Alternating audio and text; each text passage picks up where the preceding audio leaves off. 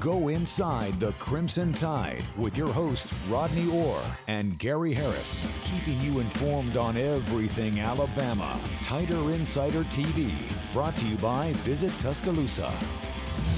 All right, here we go, everybody. Welcome into the latest edition of Tider Insider Television, alongside Rodney Orr from TiderInsider.com. I'm WVUA 23 Sports Director Gary Harris, and I'd say we got a few topics to talk about tonight. Just a few, man. And I tell you what we're going to do. We're going to leave with football tonight because Alabama held its final scrimmage last Friday. They've got their A-Day practice coming up this Saturday inside Saban Field at Bryant-Denny Stadium. So, Rodney, let's start with the scrimmage from Friday, as they were inside the stadium for this one. The first scrimmage they had the week before, they did it over at the Thomas Drew Fields. But inside the stadium, media was not allowed. They did allow some fans in that were Yay Alabama members, Red Elephant Club members, things like that. But we've talked to a lot of people. We heard from Nate Oats. We heard from Kalen DeBoer after the scrimmage. We'll have Nate Oats coming up too as well, I promise you.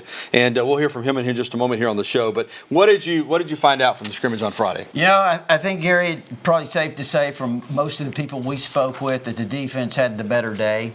You know, and that happens a lot in these scrimmages. And I think at this point in time, you want the defense to be ahead of the offense. A lot of installation. The quarterbacks there, you see Austin Mack, they have had really good spring practices, both he and Keelan Russell. They did not have their best days on Friday. And again, a lot of installation there offensively, some new things. The defense really turned up the heat, a lot of pressure, a lot of blitzing. So those things can kind of create chaos. And when you're talking about a new offensive line, basically 5 new faces, of course, Michael Carroll is there. He's been there. But just a lot of new faces, Gary. So not a surprise. The defense controlled this scrimmage. All right, let's talk about the offensive line, because I focused a lot on the show and with you on my radio segments about the quarterbacks and the running backs. But clearly it all starts with the offensive line. There's really only a part-time starter coming back in Michael Carroll. They'll have 4 new starters. Now, Jackson Lloyd, the left tackle, the redshirt freshman, boy, he looks the part. I will tell you that. All these guys look good. There's been an emphasis, at least in terms of the way the coaches have presented the topics, in terms of they want to be better running the football, and that starts up front. What are you hearing on the offensive line, both in a need to have more emphasis on the run game, but also they're going to have to protect these young quarterbacks? Yeah, I think one thing, Gary, it does sound like is, all the new faces have come together pretty well. You talked about Jackson Lloyd at left tackle, Javen James at right tackle, the transfer from Mississippi State's doing a really good job. That's allowed them to move Michael Carroll probably into more a natural position for him at right guard, and then at center, Rayson Delgatti. And at left guard, I think until William Sanders gets back, it'll be kind of undecided. And again, I'm not sure any of these positions are necessarily 100% decided. But so William Sanders will be back. Nick Brooks from Texas has done a really good job. Ethan Fields from Texas, from Ole Miss, transfer. He's a guy that had a good scrimmage as well, has made a lot of progress. So they've got about 7 guys right now that I think are kind of in that mix with the first group. But you talk about running, and I think pass protection is something they've really got to continue to improve on. And again, all Alabama fans, all they've talked about all offseason is, will we be able to run the football better? And that just remains to be seen. You talked to a practice observer who was at the scrimmage, and he told you on Tider Insider, quote, they ran the ball pretty well and they didn't give up a lot of pressure. The backs were consistently getting 5-6 yards a pop, and he also noted that the tight end group blocked well. So that was actually from scrimmage 1. Oh, that's my bad. Yeah, okay. That was actually scrimmage. Now, in this particular scrimmage, again, the defense kind of controlled the line of scrimmage. It was a little more difficult than in scrimmage 1. So, obviously they've got. But no. Let's say this though, Gary. We talked about the run game a little bit.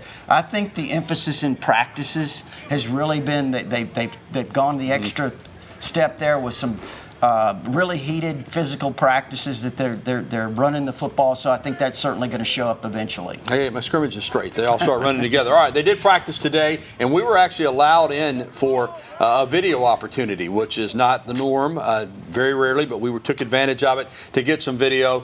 Full pads practice this morning. Rodney, give us an update. Yeah, again, I think the first media viewing opportunity we had right before spring break, really kind of focused on the offense. Gary, today the defense, looking at guys there, you see some of the inside backers. Luke Metz, number 4 there. Guy's got a chance to be a really good player. Abdul Sanders. So defensively on the hoof, they look really good. And I think the thing that stands out, Gary, is the size that they've added on the defensive line. We talked about Terrence Green, Kedrick Bingley-Jones, Devin Tompkins from USC. Those guys, I think, bring some size, athleticism, some experience. So the noticeable thing I saw defensively is just how they've got bigger up front.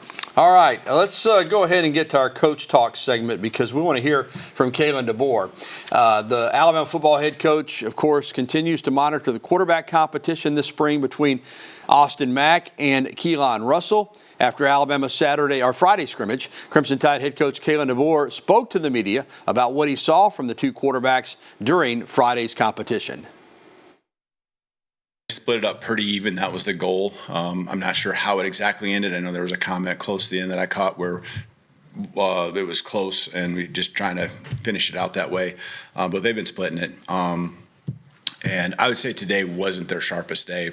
And a lot of it's what we've been talking with offensive line. I think there's, just getting in sync with guys, the reps that they've had a lot.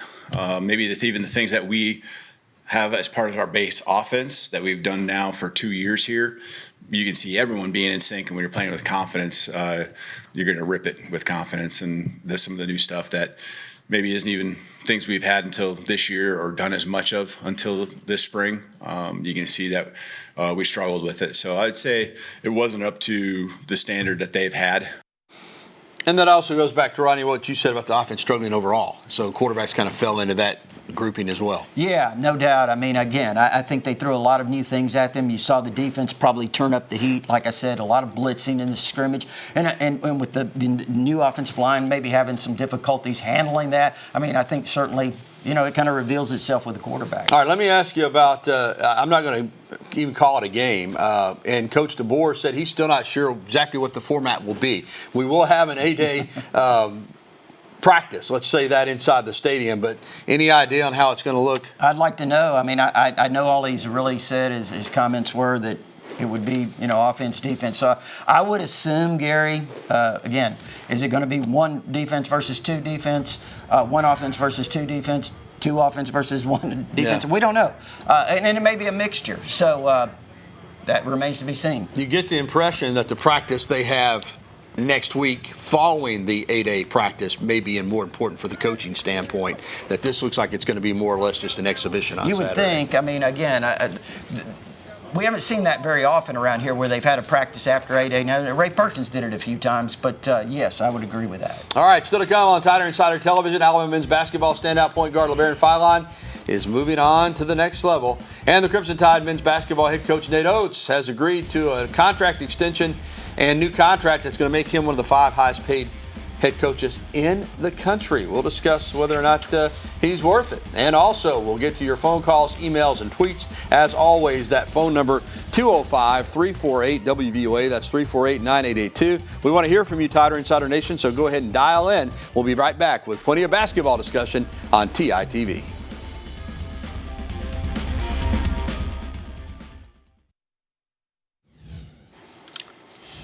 And welcome back to TITV. Alongside Rodney Orr, I'm Gary Harris. Well, Alabama basketball fans got the news that they were hoping for, and that is that Nate Oats is not planning on going anywhere. That was the message from Greg Byrne last month. He's not going anywhere. And then Byrne's words were turned into reality as it was announced by the Alabama AD on Yay Alabama that there is a contract extension for Oats in place and that he is going to be staying as the head coach, at least the terms of the contract, through 2031-2032, Rod.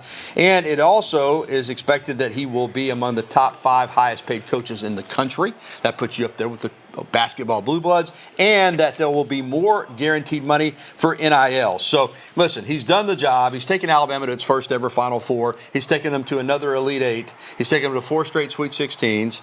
A couple years ago, they were the number 1, or 3 years ago, they were the number 1 overall seed in the NCAA tournament, even though they didn't get past the round of 16. So he wants to be here. Alabama wants him here. Now he's going to get paid a lot of money, but I don't know any Alabama fans that I've run across yet that are disappointed by this news. Look, that was big news. It was huge news on TiderInsider.com. I mean, the reaction was it was extremely well received. Obviously, Greg Byrne got a lot of pats on the back on TiderInsider.com with this information. But, you know, you get, again, Gary, well-deserved. I mean, you look at what he did even this year, and I know some fans were expecting or hoping for a little bit more than a Sweet 16, but when you run into a juggernaut like Michigan in that round, I mean, the national champion, and Alabama played extremely well in that game. But the way Alabama overcame a lot of adversity throughout this season, and, you know, they won, 10 of their last 11, I think it was, in the regular season. So just a fantastic job by Nate Oats. Yeah, you know, we think he's a top 5 head coach. He's going to get paid like that. So to answer the question I posed before we went to the break,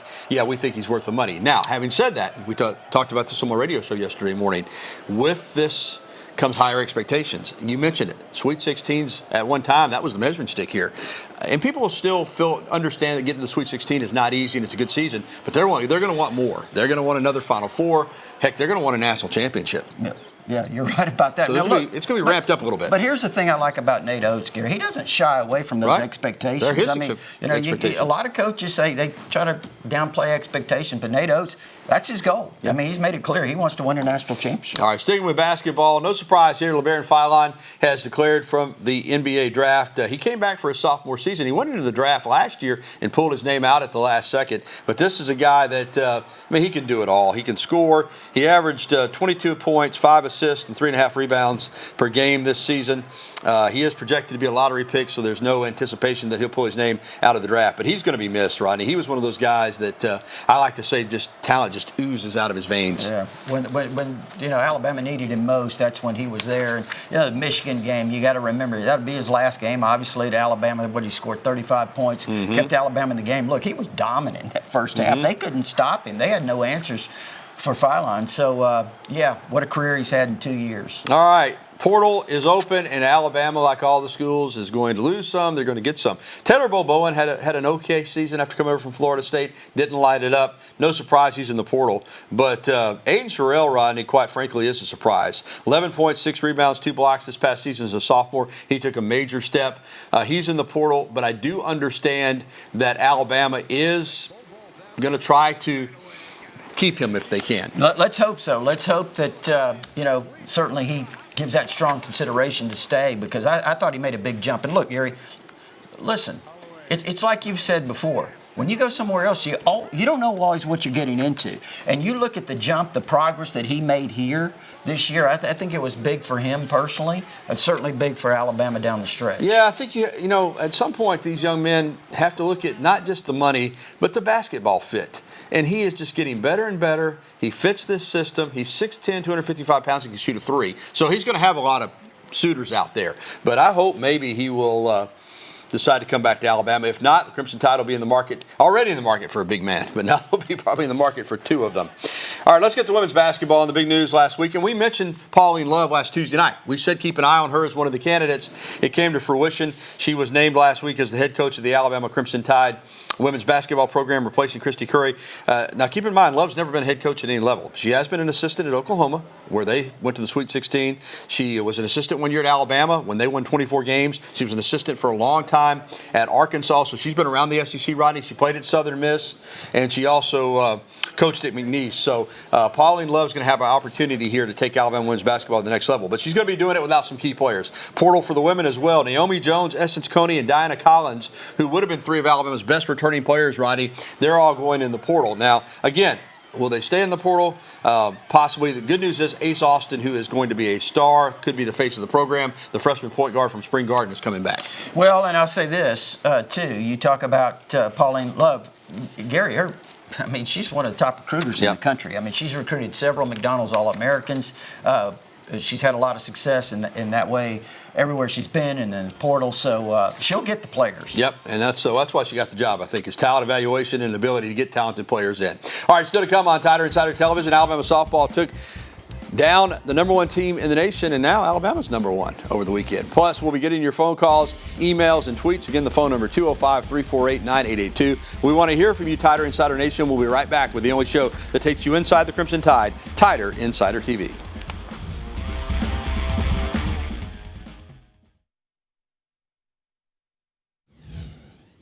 I'm going to take a victory lap. I predicted that Alabama would win the series against Texas.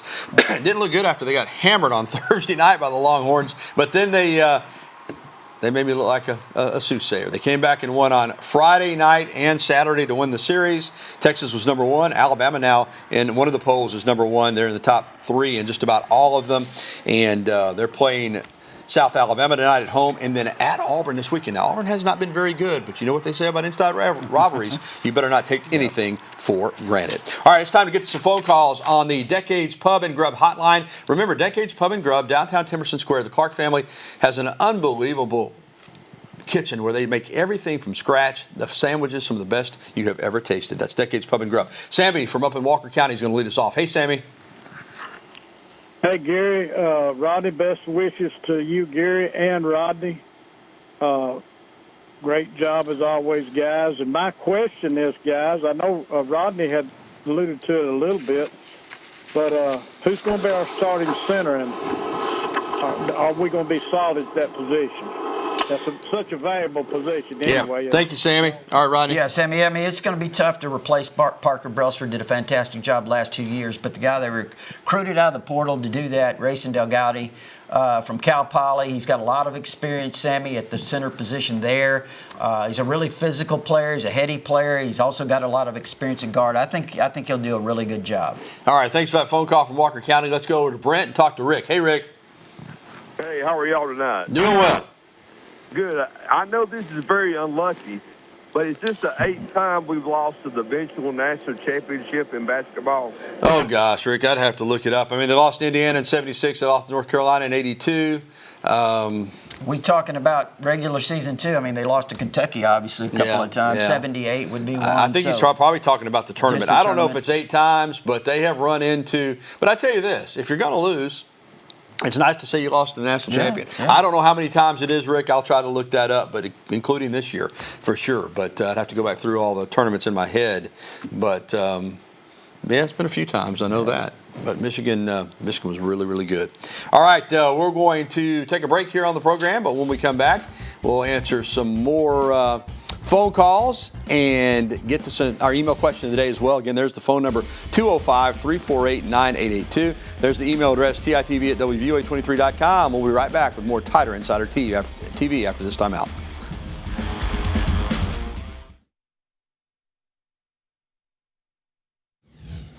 It's time for our email question of the day, brought to you by KDM Service Corporation, serving your family like our family. It's from Wayne in Winfield. It's Xavier Crowell, the outstanding freshman running back from Jackson High School, healthy and back at practice. Rodney. No, unfortunately, Xavier has a calf injury. It's a soft tissue there that has kind of sidelined him, Gary, a good portion of this spring. So, unfortunately, this would have been a great opportunity for him to get valuable reps, but he should be ready to go come August. All right, that's good news because he is so talented. All right, let's get back to the Decades Pub and Grub hotline.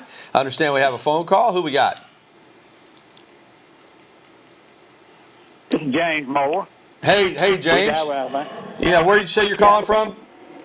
We Dowie, Alabama. Hey, down in Dowie. We, as some people like to call it. Hey, James, how are you? Yes, sir. Y'all doing okay? Yes, sir. Aiden Holloway. Y'all heard any update on him or anything? You know, I discussed this on my radio show this morning with one of my guests. Rodney, he's got legal hurdles to get over. I'm not ruling out that he's going to be back at Alabama. I definitely think he's going to be playing college basketball somewhere next year, assuming he, gets through the legal situation that he's involved in. I don't know this. This is me speculating. I would not rule out a return to Alabama. It sounds like it's certainly the door is still there open, so we'll see. All right, James, thanks for that phone call. That's the latest that we have on that. Still to come on TITV, Alabama baseball wins a 3rd SEC series in a row, and the Crimson Tide is moving on up in the rankings and in the RPI. We're going to have that for you on a really beautiful night here in the City of Champions. We'll be back after this.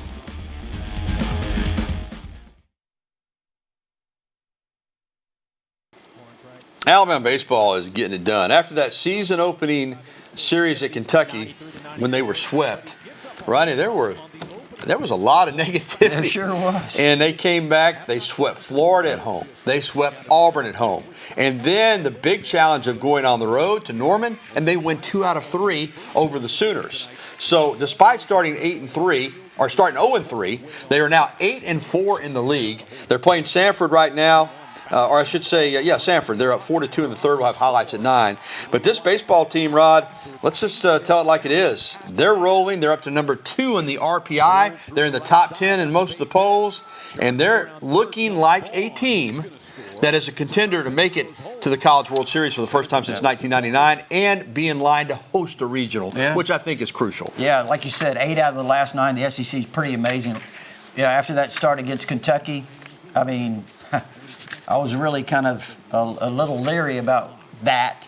But the way they've turned around has been really amazing. This is one of the hottest teams in the country, Gary. One of the hottest teams, certainly, in the SEC. Yeah, got to keep it going. Like I said, got to finish it off tonight. They're up 4-2 in the third against Sanford. And then Arkansas comes in here this weekend. Now, Arkansas, you think of Dave Van Horn, you think one of the premier coaches in college baseball. Yep. You think of a team that normally is at the top of the SEC standings. They're not playing their best baseball right now, but they are dangerous because they've got the talent. They're going to run an arm out there on Friday night. It's going to be a major leaguer. So this is, again, I thought it was a big test of this team maturity to go back out on the road after winning sweeping 2 series at home. Now I think it's a test to see, can you get your mindset ready to host a team that may not have the records you expected them to have in the league, but they got really good players. And you're right. I mean, Arkansas, Van Horn's one of the top coaches in the country, elite coach, did a fantastic job in Nebraska before Arkansas. And, it's a real challenge in the SEC week to week, Gary. Yep. You really can't let up. No, you can't. You can't let down or you'll lose all your momentum quickly. All right, that's going to do it for this edition of Tider Insider Television, and we appreciate you tuning in. We appreciate all of our callers and the email as well. And don't forget, if you missed any of tonight's program, you can catch a replay at 10:30 on WVOA 23 or online anytime at WVOA23.com or at TiderInsider.com. We're going to leave you with some pictures of Alabama gymnastics. Their season came to an end at the Corvallis NCAA Regional on Sunday night. The Tide finished 4th behind UCLA, Minnesota, and Utah. They needed to finish in the top 2 to advance to the NCAA championships. But how about this, Rodney? They're one of only 2 squads that posted 197 or higher in every meet this year. So they were very consistent and had a solid season. All right, that's going to do it for the program. We'll be back next Tuesday night. Have a great evening, everybody.